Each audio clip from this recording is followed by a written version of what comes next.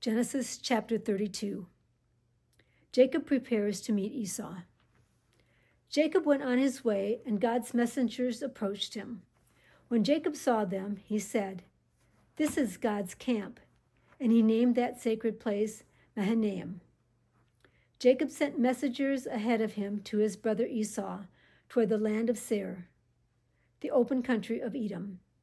He gave them these orders: "Say this to my master Esau. This is the message of your servant Jacob. I've lived as an immigrant with Laban, where I've stayed till now.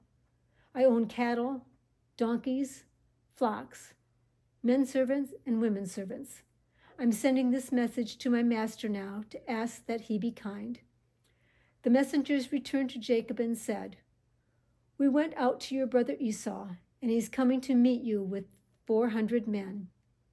Jacob was terrified and felt trapped, so he divided the people with him and the flocks, cattle, and camels into 2 camps. He thought, if Esau meets the first camp and attacks it, at least 1 camp will be left to escape. Jacob said, "Lord, God of my father Abraham, God of my father Isaac, who said to me, 'Go back to your country and your relatives, and I'll make sure things go well for you.' I don't deserve how loyal and truthful you've been to your servant. I went away across the Jordan with just my staff, but now I've become 2 camps. Save me from my brother Esau. I'm afraid he will come and kill me, the mothers and their children. You were the one who told me, 'I will make sure things go well for you, and I will make your descendants like the sand of the sea, so many you won't be able to count them.'" Jacob spent that night there. From what he had acquired, he set aside a gift for his brother Esau: 200 female goats, 20 male goats, 200 ewes, and 20 rams, 30 nursing camels with their young, 40 cows, 10 bulls, and 20 female donkeys and 10 male donkeys. He separated these herds and gave them to his servants. He said to them, "Go ahead of me and put some distance between each of the herds." He ordered the first group, "When my brother Esau meets you and asks you, 'Who are you with? Where are you going? And whose herds are these in front of you?' say, 'They are your servant Jacob's, a gift sent to my master Esau, and Jacob is actually right behind us.'" He also ordered the second group, the third group, and everybody following the herds. "Say exactly the same thing to Esau when you find him. Say also, 'Your servant Jacob is right behind us.'" Jacob thought, "I may be able to pacify Esau with the gifts I'm sending ahead. When I meet him, perhaps he will be kind to me." So Jacob sent the gift ahead of him, but he spent that night in the camp.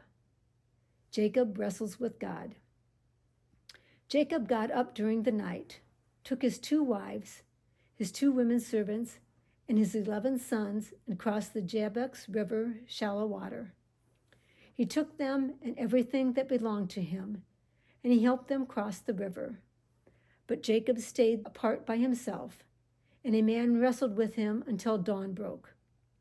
When the man saw that he couldn't defeat Jacob, he grabbed Jacob's thigh and tore a muscle in Jacob's thigh as he wrestled with him. The man said, "Let me go, because the dawn is breaking." But Jacob said, "I won't let you go until you bless me." He said to Jacob, "What's your name?" And he said, "Jacob." Then he said, "Your name won't be Jacob any longer, but Israel, because you struggled with God and with men and won." Jacob also asked and said, "Tell me your name."